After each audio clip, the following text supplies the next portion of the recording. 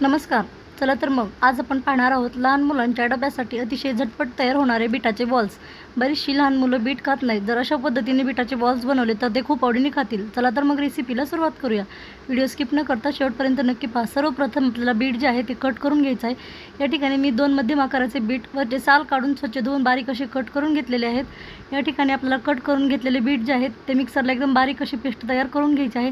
त्यासाठी मी या ठिकाणी मिक्सर जार घेतलेला आहे. त्यामध्ये आपण कट करून घेतलेलं बीट जे आहे ते टाकून घ्यायचं आहे आणि थोडंसं पाणी टाकून एकदम बारीक अशी याची पेस्ट आपल्याला तयार करून घ्यायची आहे. हे पहा, अशा पद्धतीने मी या ठिकाणी पेस्ट जी आहे ते तयार करून घेतलेली आहे.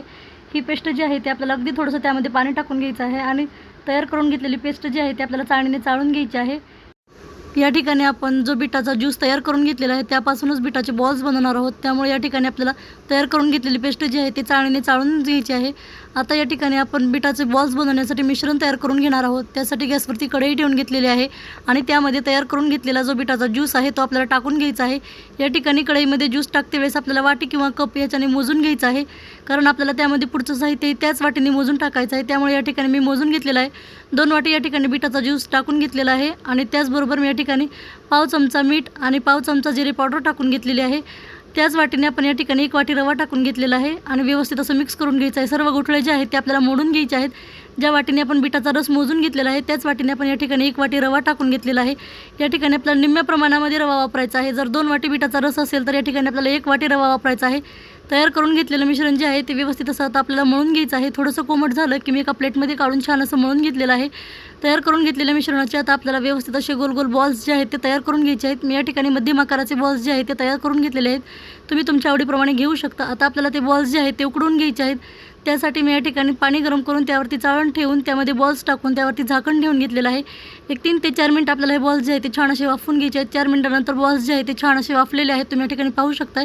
आता आपण जे तयार करून घेतलेले बीटाचे बॉल्स जे आहेत आपल्याला आता ते परतून घ्यायचे आहेत. त्यासाठी गॅसवरती कढई ठेवून घेतलेली आहे. त्यामध्ये या ठिकाणी मी 2 पळी तेल टाकून घेतलेलं आहे. तेलाचं प्रमाण तुम्ही तुमच्या आवश्यकतेनुसार कमी जास्त करू शकता. तेल गरम झालं की त्यामध्ये जिरे, मोहरी, कढीपत्ता आणि बारीक कट करून घेतलेली हिरवी मिरची टाकून घेतलेली आहे. हिरवी मिरची अवश्य टाका, त्यामुळे बीटाचे बॉल्स जे आहेत ते खूप मस्त असे लागतात. त्याचबरोबर 2 चमचे पांढरे तीळ टाकून घेतलेले आहेत आणि तीळ व्यवस्थित परतले की तयार करून घेतलेले बीटाचे बॉल्स जे आहेत ते टाकून घेतलेले आहेत आणि व्यवस्थित असं मोठ्या गॅसवर आपल्याला 3 ते 4 मिनिटे बॉल्स जे आहेत ते तेलामध्ये परतून घ्यायचे आहेत आणि बारीक चिरलेली कोथिंबीर टाकून घ्यायची आहे. म्हणजे छान अतिशय चवदार, खमंग आणि पौष्टिक असे आपले बीटाचे बॉल्स जे आहेत ते तयार होतात. अशा पद्धतीने अतिशय झटपट तयार होणारे बीटाचे बॉल्स तुम्ही तुमच्या लहान मुलांसाठी एक वेळेस नक्की ट्राय करा. ही रेसिपी तुम्हाला कशी वाटली कमेंटमध्ये नक्की सांगा. व्हिडिओ आवडल्यास लाईक करा, शेअर करा, सबस्क्राईब करा. पूर्ण व्हिडिओ पाहिल्याबद्दल धन्यवाद. चला तर मग पुन्हा भेटूया अशाच एका छानशा साध्या आणि सोप्या रेसिपी